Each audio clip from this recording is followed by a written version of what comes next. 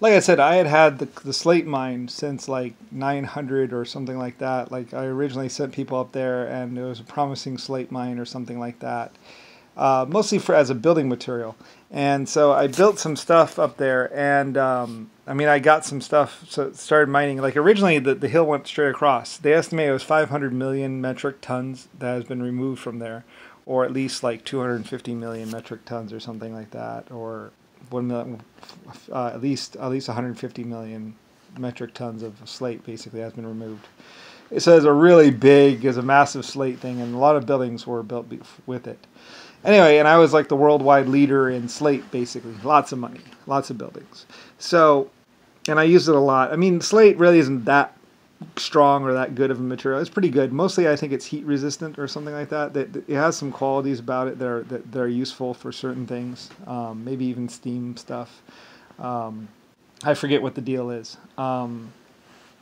It depends on the makeup of the minerals. Like there's certain granite types that are good for steam and other stuff. You know, that they're comparable to brick basically, and usable. Anyway, though, so you know, mostly I was just a businessman. You know, I mean, I had mining, and you know, I had made guns and barrels and cannons, and mostly I used it for my mining, like Panama and stuff like that. Like I said, they would shoot up. Like you can actually see on the maps, they would have little dots. That's basically where they would shoot every day, and they would also mark if they'd also do accuracy tests. They're also doing accuracy tests on the cannons to make sure to see if the cannons were off and how much they were off. And we were starting to do windages. We were starting to do science. You know, like oh, number 1829 was 15 feet to the left. You know, because that rock would be unbroken or whatever. Anyway, so they would have to reshoot, you know, so they would mark it off and then go tell that guy, oh, go back and do that again. Anyway, and then they would do proper windage and do all that. You know, we learned a lot in Panama. Anyway, so like I say, at some point in time, Africa wants to be part of this thing, but they don't really want to do all the work. They just want to go in and kill people. And basically, it's just this guy trying to get guns or whatever. Like he picked up an AK-47 when he was young, and he realized, we gonna win, or something like that. I don't know.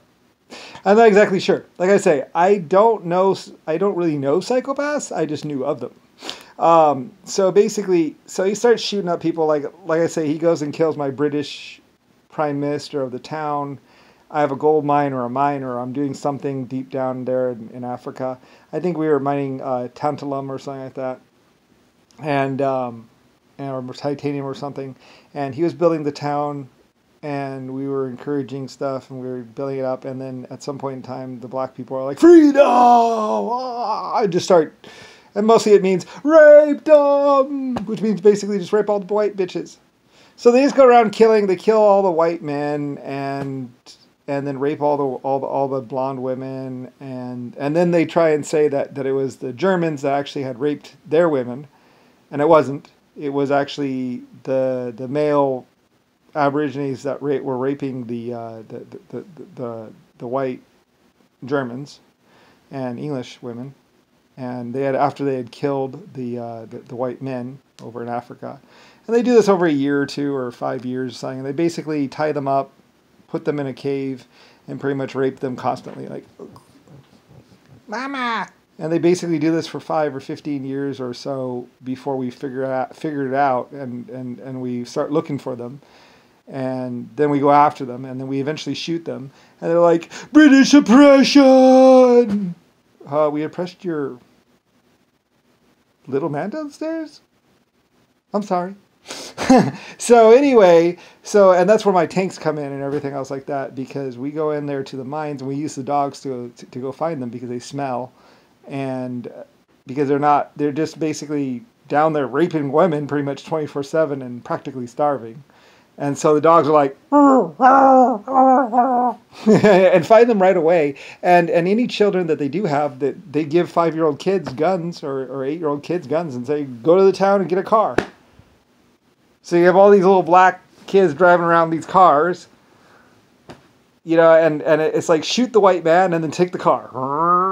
So you have all these kids driving cars, and so like Germany comes down, and we're like, And we actually train dogs, like I say, to grab the kid and get him over without even breaking the skin, by the way, without breaking the skin, and take the gun away from them. And of course, we lose a couple dogs in it, but it's, well, we try to do dog protection too. We actually have dog body armor vests. Yeah, I love it.